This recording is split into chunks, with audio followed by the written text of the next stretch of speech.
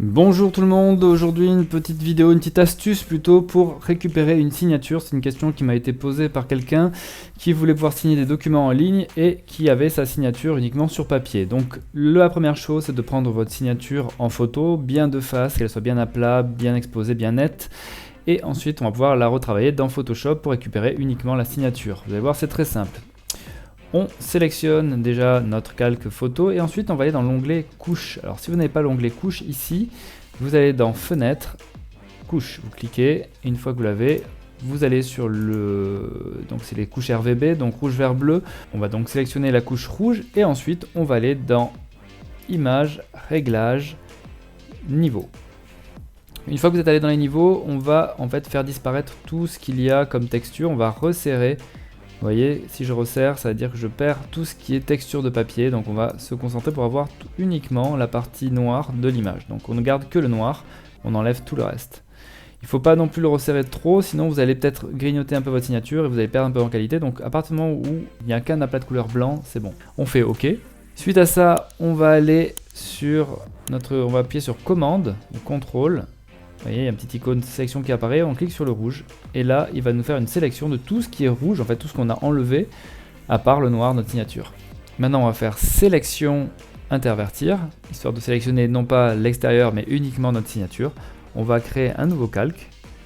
Je vais effacer celui-là, je vais le masquer en cachant l'œil. Vous voyez, il me reste la sélection quand même de ma signature. Et maintenant, sur mon nouveau calque, je vais prendre mon pinceau noir, et je vais colorier en noir ma signature. Et une fois qu'elle est bien coloriée, je peux désélectionner en appuyant sur mon petit outil de sélection. Et là, j'ai ma signature qui est sur un fond transparent, donc je vais pouvoir utiliser comme je veux. Ce que je peux faire maintenant, c'est prendre ma signature, la faire glisser sur un autre document pour pouvoir la signer. Et pour la mettre à la bonne taille, je vous montre comment on fait édition, transformation, homothétie.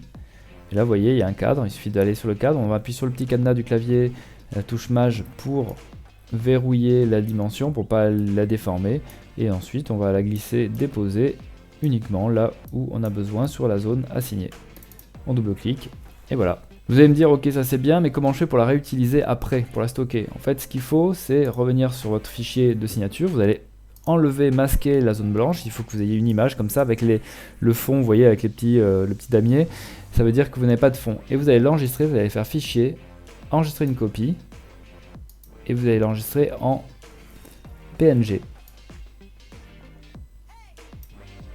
Vous renommez, faites OK, et voilà. Et maintenant vous avez donc un fichier PNG à disposition que vous pouvez utiliser, coller sur n'importe quelle image ou document, vous aurez votre signature à portée de main. Voilà, abonne-toi.